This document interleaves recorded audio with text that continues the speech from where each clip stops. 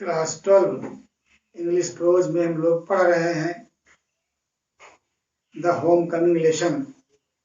बात चल रही थी पिछले वीडियो में, आपने पढ़ा कि फटिक अपने मामा के यहाँ कलकत्ता पहुंच चुका है, घर में रह रहा है। यद्यपि उसकी वाणी उसे एक अनावश्यक बोझ समझती है, उसका व्यवहार उसके साथ अच्छा नहीं है।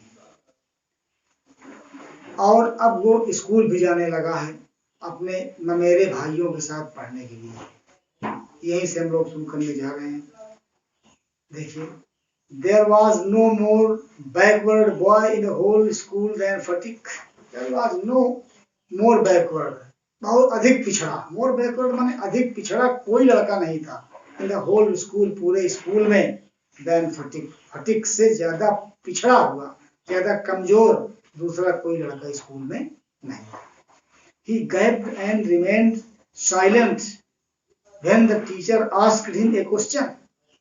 He gaped, वो निरुत्तर हो जाता था, गैप कर जाता था, गैप हो जाता था, खाली हो जाता था। And remained silent, और मौन हो जाता था, शांत रह जाता था। When the teacher asked him a question, जब टीचर उससे क्वेश्चन पूछते थे, जब अध्यापक उससे प्रश्न पूछा करते थे क्लास में, तो वो निरुत्तर और मौन हो जाता था। एंड लाइक एन ओवरलेडन एस, और एक बोझा लदे हुए गधा, एस माने गधा, जैसे गधा के ऊपर बोझा लाद दिया जाता है। पेशेंटली सफर, धैर्य पूर्वक सफर करता था, झेलता था। ऑल द ब्लोज, सभी प्रहार को, पूरी मार को, that came down on his back, जो उसके बैक माने पीठ पर मार पड़ती थी डंडों से, उस सब प्रहार को, ब्लो को वो सफर किया करता था। जैसे एक कोई गधा होता है, उसको मारा जाता है पीठ पर उसके, और गधा सब सहन किया करता है, उसी प्रकार से अध्यापक द्वारा मारे गए डंडों की वो अच्छी तरह से सहन किया करता था। उनकी पिटाई होती थी जब भी उसको आता नहीं था।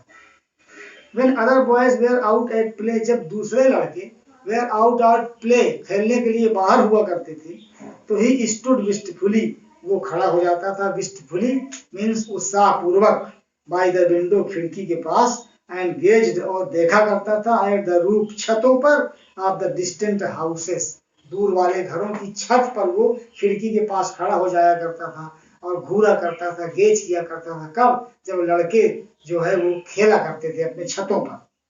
एंड इफ बाई चांस, और यदि कभी मौका मिला, तो he spied children playing on the open terrace of any roof, और अगर कभी चांस मिलता तो ही स्पाइड, वो देखा करता था, चिल्ड्रन बच्चों को, प्लेइंग खेलते हुए, ऑन द ओपन टेरेस खुली छत पर, ऑफ एनी रूफ किसी छत पर, किसी मकान के खुली हुई छत पर वो लड़कों को खेलते हुए भी देखा करता था जब कभी चांस पाता था। His heart would ache with longing, उसका हृदय जो था would ache, दर्द से, ache मीन दर्द से, क्या होता था, काहे के दर्द, with longing, लालसा या चाह के दर्द से उसका हृदय जो है वो कराह उठता था, कराहा करता था। वो भी चाहता था खेलने के लिए, लेकिन पहुंच नहीं पाता था। One day he summoned up all his courage, एक दिन उसने सम्मंड किया, एकत्र किया, all his courage, अपना पूरा साहस बटोरा, इकट्ठा किया, and asked his uncle, और अपने चाचा से पूछा, अंकल, चाचा, when can I go home, मैं घर कब जाऊंगा। His uncle answered, उसके चाचा ने उत्तर दिया, wait, प्रतीक्षा करो, till the holidays come, जब तक की छुट्टियां आती हैं तब तक प्रतीक्षा करो, यानी जब छुट्टियां आ जाएंगी तब जाना है। But the holidays would not come till November, लेकिन छुट्टियां जो है would not come, नहीं आएंगी till नवंबर के पहले तक, नवंबर तक के पहले तक कोई छुट्टी नहीं होगी। And there was a long time still to wait, और ये प्रतीक्षा करने के लिए बहुत लंबा समय था, लॉन्ग टाइम था, नवंबर का समय भी बहुत दूर था, नवंबर के पहले कोई छुट्टी नहीं थी। One day फटिक lost his lesson book, एक दिन फटिक ने अपनी लेसन बुक माने किताब लॉस्ट कर दिया, खो दिया। Even with the help of books, और किताबों की हेल्प के बिना, सहायता के बिना, he had found it very difficult, उसको बड़ा एक कठिन महसूस होता था, Indeed, to prepare his lesson, अपने पाठों को तैयार करना किताब की सहायता के बिना उसको बड़ा कठिन लग रहा। Now it was impossible, अब ये बिल्कुल असंभव। Day after day, दिन प्रतिदिन the teacher would cane him, अध्यापक उसको केन माने डंडे से पिटाई करते थे, अनमर्सीफुली माने निर्दयतापूर्वक डंडे से पिटाई करते थे। His condition became so objectively miserable, उसकी कंडीशन माने दशा इतनी दयनीय हो गई, that कि even his cousins, कि उसके ममेरे भाई भी were ashamed to own him, उसको अपना कहने में शर्मिंदा महसूस करते थे, ashamed होते थे। They began to jeer and insult him, उन्होंने उसका उपहास, जीर माने उपहास और इंसल्ट माने अपमान करना शुरू कर दिया। Then the other boys, दूसरे लड़कों की अपेक्षा उसके ममेरे भाइयों ने भी उसका उपहास और अपमान शुरू कर दिया। He went to his aunt at last, अंत में वो अपनी मामी के पास गया, and told her that he had lost his book, और उससे बताया कि उसने अपनी किताब लॉस्ट कर दिया, खो दिया। His aunt pursed her lips in contempt, उसकी चाची ने या मामी ने pursed her lips, अपने ओठों को घुमाया, ये कह लीजिए कि कंटेम्प्ट माने अपमानित कर दिया उसको, काफी कुछ भला बुरा कहा, डांटा। आइंस्टीन और कहा, you great clumsy country loud, तुम महान, क्लमजी मीन्स अनाड़ी, कंट्री माने कंट्री लाउड माने गंवार, लड़के तुम अनाड़ी और गंवार। हाउ कैन आई अफोर्ड, मैं कैसे अफोर्ड माने बर्दाश्त करूं, विद ऑल माई फैमिली, अपने परिवार के साथ, two by you new books 5 times a month, महीने में 5 बार नई किताब खरीद करके तुमको मैं कैसे दूं, कैसे बर्दाश्त करूं, तुम महीने में 5 किताब खरीदना पड़ता है। That night, उसी रात्रि को, on his way back from school, school से घर वापस आते हुए, fatigue had a bad headache, fatigue के एक बहुत बुरा दर्द शुरू हुआ, सरदर्द शुरू हुआ, हेडेक सरदर्द हुआ, with a fit of shivering, बुखार के साथ, शिवरिंग माने कांप रहा था, बुखार के साथ कांप रहा था और उसके शरीर में दर्द हो गया, स्कूल से जब वापस आ रहा था। He felt, उसने महसूस किया कि he was going to have an attack of malarial fever, उसको डर था या उसने महसूस किया कि उसको मलेरिया वाला बुखार होने का अटैक होने वाला है, मलेरिया का बुखार उसके आने वाला है, इस बात से उसको डर था। His one great fear, उसका एक सबसे बड़ा डर था, that कि he would be a nuisance to his aunt, कि वो अपनी मामी के लिए एक nuisance माने बाधा बन जाएगा, अब वो अपनी नानी के लिए बहुत बड़ी मुसीबत बन जाएगा, मामी के लिए बन जाएगा, इस बात का भी उसको बहुत डर था। उधर उसको ये भी था कि कहीं मलेरिया का बुखार मेरे हो जाएगा, और वो कांप रहा था, बुखार था, हेडेक बहुत था, सरदर्द बहुत था उसके। द नेक्स्ट मॉर्निंग, अगली सुबह, Phatik was nowhere to be seen, Phatik कहीं दिखाई न पड़ा अगली सुबह। All searches in the neighbourhood proved fertile, all searches माने पूरी खोजें जो हुई थी, नेबरहुड माने पड़ोस में, प्रूव्ड माने सिद्ध हुई, फर्टाइल माने व्यर्थ, पूरी खोज उसकी जो की गई पड़ोस में वो सब व्यर्थ सिद्ध हो गई। The rain had been pouring in torrents all night, सारी रात मूसलाधार वर्षा हो रही थी, पोरिंग इन टॉरेंट्स, मूसलाधार वर्षा, पानी गिर रहा था। And those who went out in search of boy, और जो लोग लड़के की खोज में बाहर गए थे, got drenched through to the skin, वो पूरी तरह शरीर से भीग गए थे। एट लास्ट, अंत में, December asked help from the police, अंत में दिसंबर ने पुलिस से सहायता मांगी। At the end of the day, दिन के अंत में या शाम को, a police van stopped at the door, एक पुलिस की गाड़ी दरवाजे पर खड़ी हुई, before the house, घर के सामने खड़ी हुई।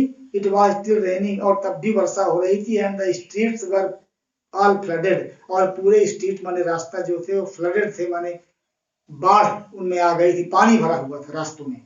Two constables brought out fatigue in their arms, दो सिपाही, कांस्टेबल मान दो पुलिस वाले, ब्राट आउट, फटीक को लाए, इन देयर आर्म्स, हाथ पकड़ के बाहर निकाले, and placed him before Bishambar, और उसको बिशंबर के सामने खड़ा किए पुलिस वाले।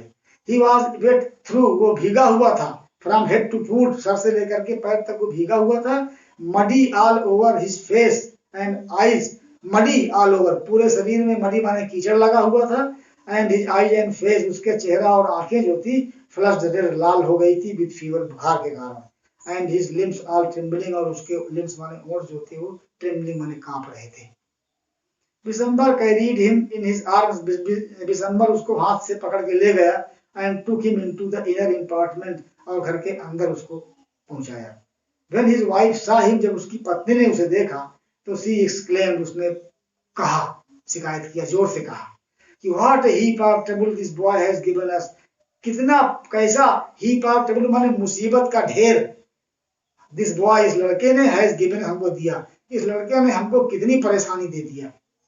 Had not you better sent him home, अच्छा होता कि तुम इसको इसके घर सेंड कर देते, भेज देते। दिसंबर से कह रही है। कौन? इसकी चाची है, इसकी मामी जो है।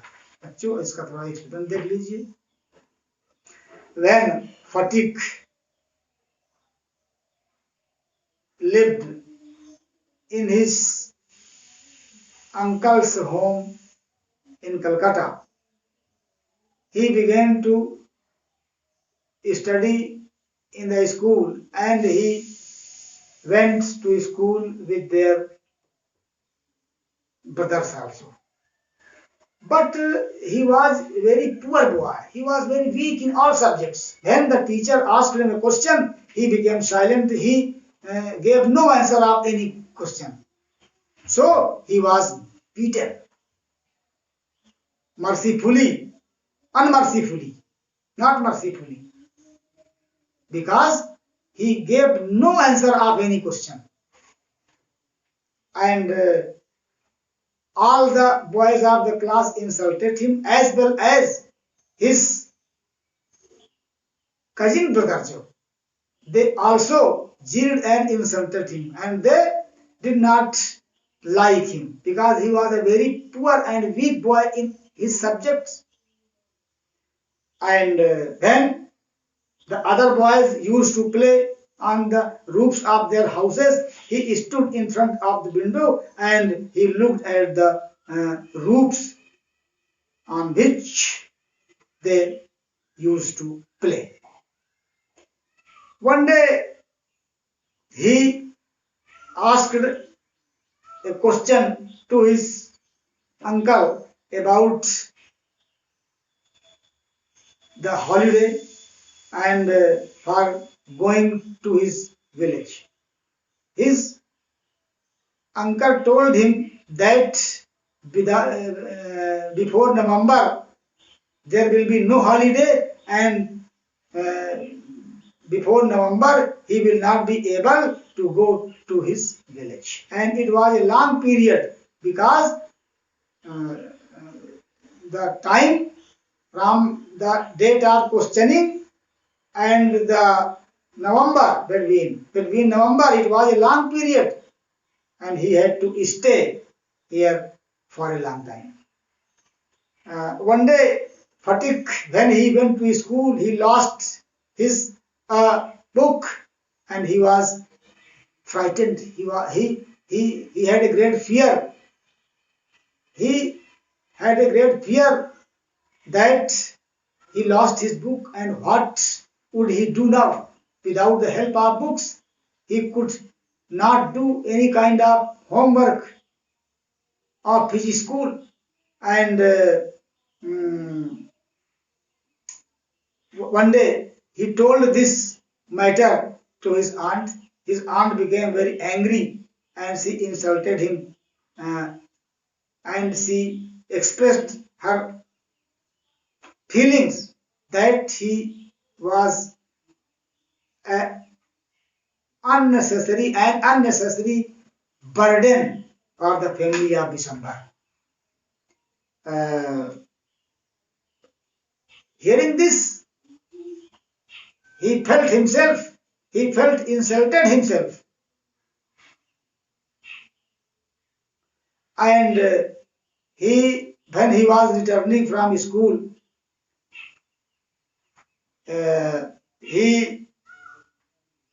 it was raining heavily, and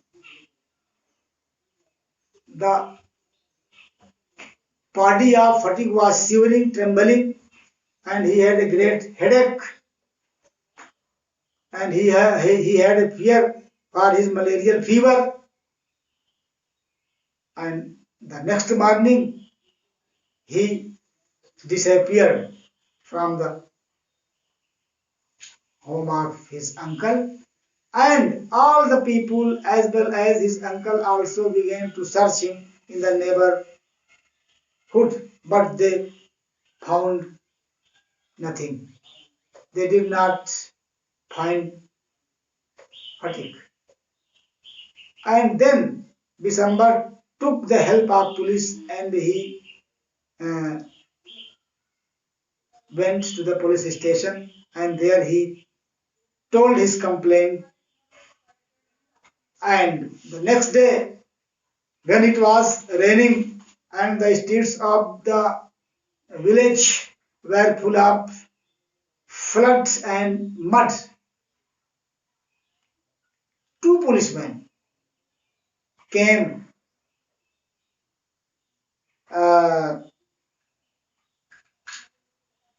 with Phatik, and the whole body of Phatik was wet with the rain, and his body was full of mud, and he had a fever as well as he was trembling.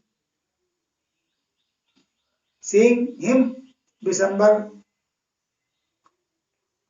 took his hand and brought him into the inner apartment of his house, and there, when his wife, in other words the aunt of Phatik, saw him, she exclaimed that this boy or Phatik became an unnecessary load for the whole family of Chakravarti, and it would be better to send him to his village.